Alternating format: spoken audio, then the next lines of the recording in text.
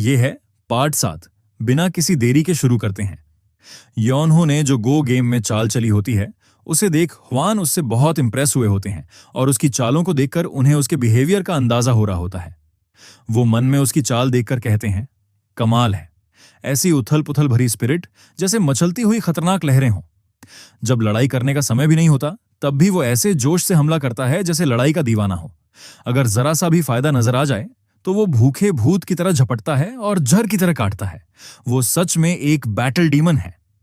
फिर गेम के एंड में हुआन कहते हैं, अच्छा मुकाबला था, तुम्हारा खेलने का अंदाज काफी अनोखा है। उस पर योनहो कहता है, धन्यवाद, ये सब एक भयानक गुरु के जुल्म का नतीजा है। फिर हुआन पूछते हैं, तुम्हारा कोई गुरु था? ये सुन योनहो को ट्रेनिंग के दिन याद आते हैं जहां उसका मास्टर कहता है, अगर तुम हार गए तो 10 गुना ट्रेनिंग, और अगर मैं हार गया तो 3 दिन की छुट्टी। ये याद कर वो कहता है, हाँ, एक कमीना बूढ़ा। फिर आगे कहता है, अगर आपको आपत्ति ना हो तो मैं यहां थोड़ा और रुकना चाहूंगा। मेरे मास्टर ने कहा था कि कन्फ्यूशियस एकेडमी में रहना। ये सुन हुआन कहते हैं, अच्छा, तो तुम अपने मास्टर की आखिरी इच्छा पूरी कर रहे हो? ऐसे में तो मुझे तुम्हारी मदद करनी ही होगी। मैं तुम्हारे लिए एक कमरा तैयार करवा देता हूं, जितना चाहो रुकना। फिर अपनी बेटी से कहते हैं, तुम हमारे मेहमान के लिए कमरा और कपड़े तैयार करो, और पहले मेहमान को बाथरूम दिखाओ। उस पर युंजी हाँ कहती है। वहीं योनहो उन्हें कहता है, लेकिन मेरे पास पैसे नहीं हैं। इस पर हुआन हंसते हुए कहते हैं, कोई प्रॉब्लम नहीं है, आप तो हमारे मेहमान हैं, और हां, अगर तुम खुद नहीं पूछते तो मैं तो तुम्हें रुकने के लिए कह ही देता, लेकिन तुम्हें इसके बदले कभी कभार मेरे यहां आने वाले मेहमानों के साथ गो खेल लेना। इस पर योनहो कहता है, ये तो मैं कर सकता हूं, तो फिर अभी के लिए अलविदा। और वो युंजी के साथ चला जाता है। फिर अगले सीन में हम योनहो को गर्म पानी में बैठा देखते हैं, जो आराम से बैठकर रिलैक्स कर रहा होता है और कहता है, ये अच्छा है, मैं तो नहाने से नफरत करता था। क्या ये इसलिए है क्योंकि पानी अच्छा है? मेरी स्किन अब अच्छी हो रही है। फिर अपने मास्टर को इमेजिन कर कहता है, मैं इतना खुश हूं कि मेरी आंखों में आंसू आ रहे हैं। ये सब उस कमीने बूढ़े की वजह से है। वहीं बाथरूम के बाहर उसके लिए कपड़े लेकर इंतजार कर रही युंजी बोर हो रही होती है। इस वजह से वो अपने पैर से दरवाजा नॉक करती है और मन में कहती है, मुझे सच में समझ नहीं आता, पिताजी ने ऐसे इंसान को मेहमान के तौर पर क्यों रखा?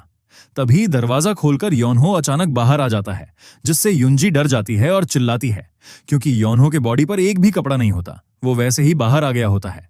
फिर योनहो उससे पूछता है, क्या हुआ? उस पर वो शर्माते हुए दूसरी तरफ देखकर कहती है, अरे तुमने तो डरा ही दिया, मैंने सोचा भूत है। फिर टॉवल देते हुए कहती है, कृपया खुद को थोड़ा ढक लीजिए। फिर योनहो वो टॉवल लेता है। कुछ सेकंड बाद युंजी उसे देखती है तो शर्म आने लगती है, क्योंकि योनहो नहाने के बाद बहुत हैंडसम दिख रहा होता है। टॉवल लपेटने के बाद उसकी तरफ देखकर कहता है, क्या अब ठीक है? लेकिन वहीं युंजी उसका इतना बदला रूप देखकर कहती है, तुम हो कौन? उसके बाद कुछ दिन ऐसे ही बीत जाते हैं। एक दिन उंजी अपने पिता को चिल्लाकर कह रही होती है, पिताजी, कृपया उस आदमी से कुछ कहिए। उस पर हुआन कहते हैं, कौन सा आदमी? उस पर युंजी कहती है, वो मेहमान। वो आदमी पूरे दिन कमरे से बाहर ही नहीं आता। खाना खाने के अलावा वो बस दिन भर सोता रहता है। पूरा पहला हफ्ता वो यही कर रहा है। उस पर हुआन कहते हैं, सोचने की बात है, मैंने तो उसका नाम भी नहीं पूछा। फिर युंजी कहती है, पिताजी, आपने ही कहा था कि आलस पाप है ना? आप हमेशा मेहनत पर जोर देते थे, लेकिन फिर भी आप उस आदमी की आलस को क्यों नहीं कोसते? चाहे वो मेहमान ही क्यों ना हो, उस एक आदमी की वजह से माहौल बिगड़ गया है। उस पर हुआन कहते हैं, युंजी, मुझे गो खेलना पसंद है, क्योंकि गो खेलकर मैं अपने प्रतिद्वंदी को जान सकता हूं। तुम्हें पता है, शब्दों को चुना जा सकता है, चेहरे के भाव छुपाए जा सकते हैं, लेकिन स्वभाव नहीं छुपाया जा सकता। जो इम्पेशेंट व्यक्ति है वो कभी आराम से गो नहीं खेल सकता, और जो व्यक्ति धीरे धीरे खेलते हैं वो कभी लड़ाई का आनंद नहीं ले सकते। इस तरह स्वभाव इंसान के जीवन और व्यक्तित्व को वैसे ही उजागर कर देता है जैसे वो है। फिर योनहो के साथ जो गेम हुआ उसे याद कर आगे कहते हैं, उसका स्वभाव बेहद खुरदरा और अधीर था। मैंने ऐसा चरम स्वभाव कभी नहीं देखा। इससे साफ है कि वो न तो आलसी है और न ही आराम पसंद। शायद उसने हमारी कल्पना से भी ज्यादा कठिन और उथल पुथल भरी जिंदगी जी है। फिर आगे कहते हैं, जब सूरज उगता है तो परछाइयां भी गहरी हो जाती हैं। अगर वो आलस कर रहा है तो इसका मतलब है कि उसकी जिंदगी वाकई बहुत कठिन रही है। तुम बताओ, अगर बारिश से बचने के लिए जो चिड़िया छत के नीचे बैठी है, उसे न तो भगाया जाता है, न ही पूछा जाता है कि वो बारिश में क्यों नहीं उड़ रही, तो क्या तुम उसे थोड़ी और देर आराम करने नहीं दोगी? इस पर वो सहमति जताती है। और अगले सीन में हम यूनजी को देखते हैं, जो बहुत गुस्सा हो गई होती है क्योंकि योहो ने जहां खाना खाया होता है वहीं सांड की तरह लेटा होता है। उसे इतनी आराम से लेटा देख मन में कहती है, पिताजी धोखा खा रहे हैं। ऐसा आलसी आदमी कभी भी हिडन ड्रैगन हो ही नहीं सकता है। मैं इसे यहां से जरूर निकाल कर रहूंगी। फिर योनहो को उठने के लिए कहती है। इस पर योनहो दूसरी तरफ घूमते हुए कहता है, क्यों?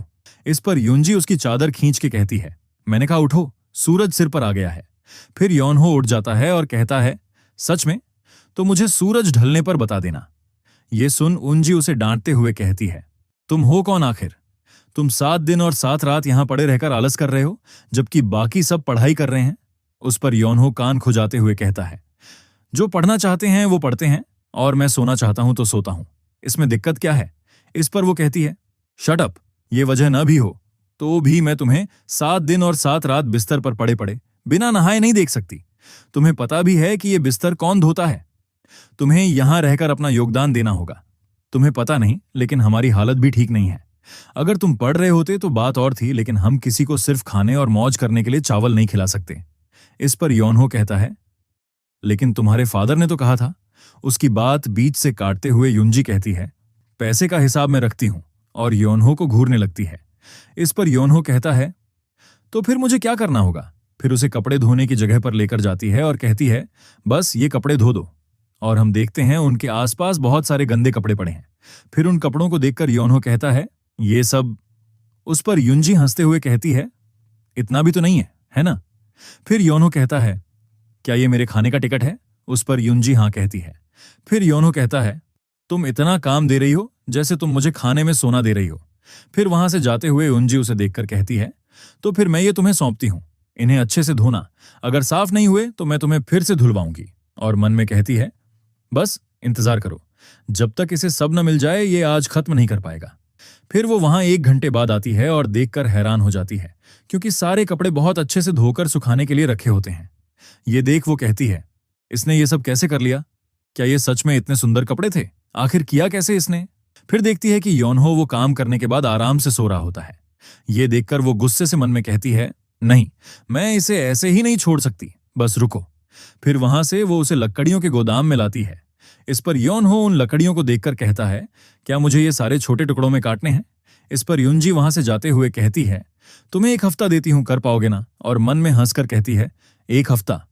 ये तो 1 दिन भी नहीं टिकेगा, यहां से भाग जाएगा। फिर यूनजी कुछ समय बाद फिर से उसे देखने आती है और देखकर हैरान होती है, क्योंकि योनहो ने सारी लकड़ियां काटकर उन पर लेटकर सो रखा होता है। और मन में कहती है, आखिर हुआ क्या? ये इतना काम है कि 10 ताकतवर आदमियों को 10 दिन लग जाए। फिर यूनजी उसे बर्तन धोने को कहती है। वहां भी योनहो वो काम पूरा करके सो रहा होता है। उसका ये भी काम इतना जल्दी पूरा हुआ देख यूनजी के पसीने छूट रहे होते हैं। फिर भी उसे वो रास्ता साफ करने का काम देती है। वो उसे भी पूरा कर सो रहा होता है। ये देखकर उसे पसीने आ रहे होते हैं और मन में एक ही सवाल होता है, कैसे? और गुस्से से दांत पीसते हुए कहती है, ये सब कैसे कर लेता है? हम फिर से प्रेजेंट में आते हैं। मैड डॉग इतिहासकार को कहता है, और इस तरह वी योनहो की जिंदगी कन्फ्यूशियस एकेडमी में शुरू हुई।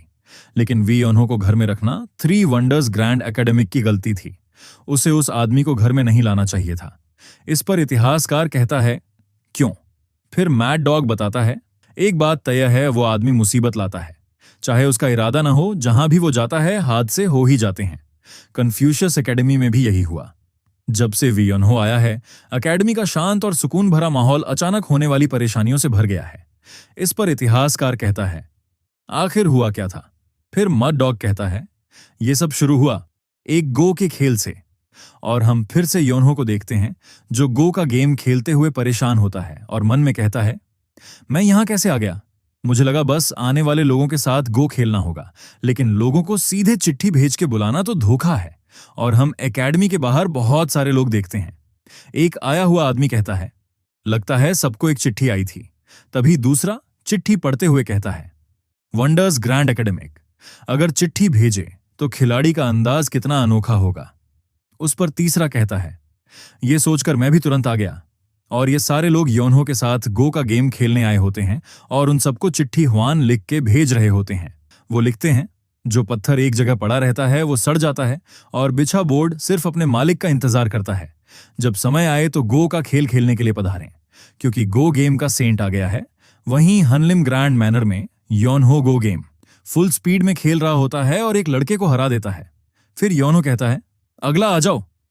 इसी के साथ चैप्टर यहीं पर खत्म होता है और आगे आगे ये स्टोरी और भी मजेदार होने वाली है। इसके अगले चैप्टर के लिए इस चैनल को लाइक, शेयर और सब्सक्राइब करें। मिलते हैं अगली वीडियो में।